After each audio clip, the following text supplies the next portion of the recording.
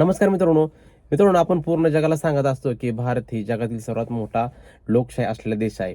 पण ते कसं आहे, माझ्या मते साफ चुकीचं आहे. कारण गेल्या 10 ते 15 वर्ष जर खाली जर पाहायला गेलं, म्हणजे एक 2014 किंवा 2010 पासून जर पाहायला गेलं, तर कुठेतरी आपल्या जी काही लोकशाही आहे, ती लोकशाहीची तत्वे त्याचं कुठेतरी हनन होताना दिसतंय. कारण कसं आहे, आपल्या देशामध्ये आज कुठलाही नागरिक म्हणजे एक सामान्यातला सामान्य माणूस हा म्हणजे कसं आहे, त्याच्या जीवाला धोका आहे.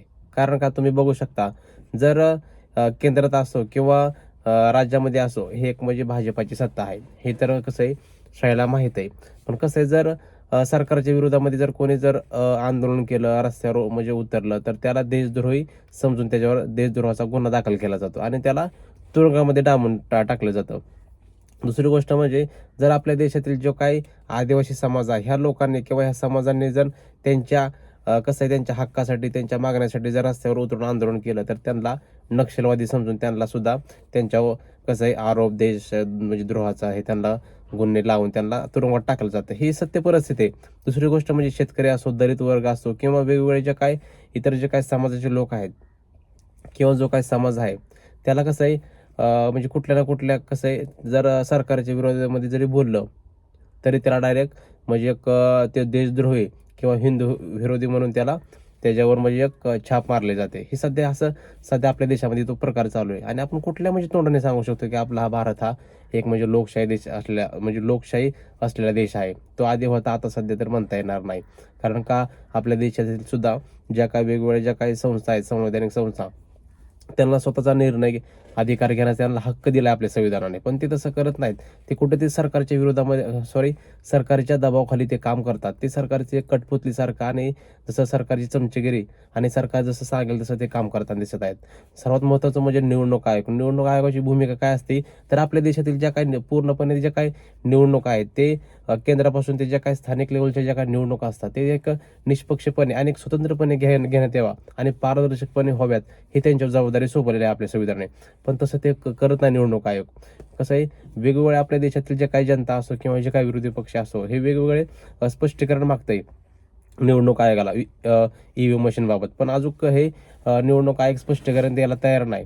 कुठेतरी ते बाजू मारून जाते. हे साफ चुकीचं आहे आणि कुठेतरी सरकारच्या दबावाखाली ते निवडणूक आयोग सुद्धा किंवा निवडणूक अधिकारी हे काम करतात. हे सत्य परिस्थिती आहे आणि हे कसं आहे, आजपर्यंत भरपूर जे काही हे आपले लोक आहेत किंवा विरोधी पक्ष आहेत, हे बॅलेट पेपरवर निवडणुका व्हाव्यात अशी मागणी करते, पण त्याच्याकडे दुर्लक्ष करते निवडणूक आयोग. अरे, लोकशाही जगातील सर्वात मोठा एक लोकशाही असलेला देश अमेरिका, ह्या देशात सुद्धा बॅलेट पेपरवर ह्या निवडणुका घेतल्या जातात. आणि आता अलीकडेच कर्नाटकमधील जे काही बेंगलोर आहे, तेथील जे काही महानगरपालिकाच्या निवडणुका ह्या बॅलेट पेपरवर म्हणजे घेण्यात येणार आहे. तिथल्या राज्य निवडणूक आयोगाने तसा त्यांनी हे काढलाय, म्हणजे एक निर्णय घेतलाय. आणि एक चांगली गोष्ट आहे, हे पूर्ण अख्ख्या आपल्या भारतामध्ये घेतलं पाहिजे. कारण कसं आहे, हे जे काय ईव्हीएम आहे, हे एक इलेक्ट्रॉनिक मशीन आहे आणि ते कसं आहे, ते म्हणजे त्याच्यामध्ये काही बी म्हणजे बिघाड होऊ शकते, खराब होऊ शकते किंवा ते हॅक होऊ शकते. हे कसं आहे, जगातील अनेक जे काही IT तज्ज्ञ आहेत किंवा जे काही त्यांनी सांगितलेलं आहे.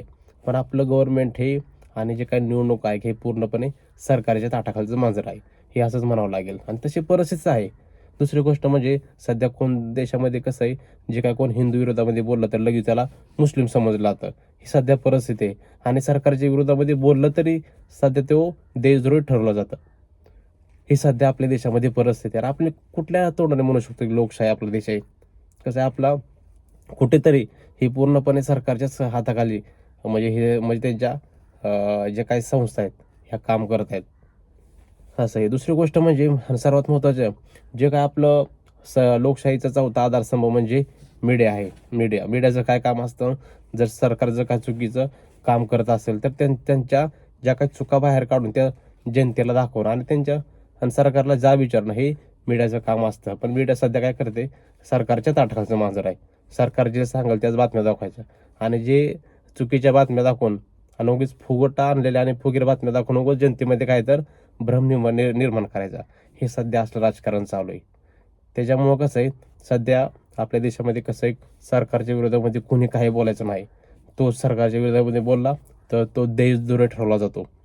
ही सध्या आपल्या देशामध्ये परिस्थिती आहे आणि येणाऱ्या काळामध्ये जर ही परिस्थिती जर अशीच राहिली, तर आपला देश हुकुमशाही देश झाल्याशिवाय राहणार नाही. ही सत्य परिस्थिती आहे. तर ह्याच्याबद्दल तुम्हाला काय वाटतं मित्रांनो? तुमची सुद्धा प्रतिक्रिया कमेंटमध्ये नक्की सांगा. खूप खूप धन्यवाद.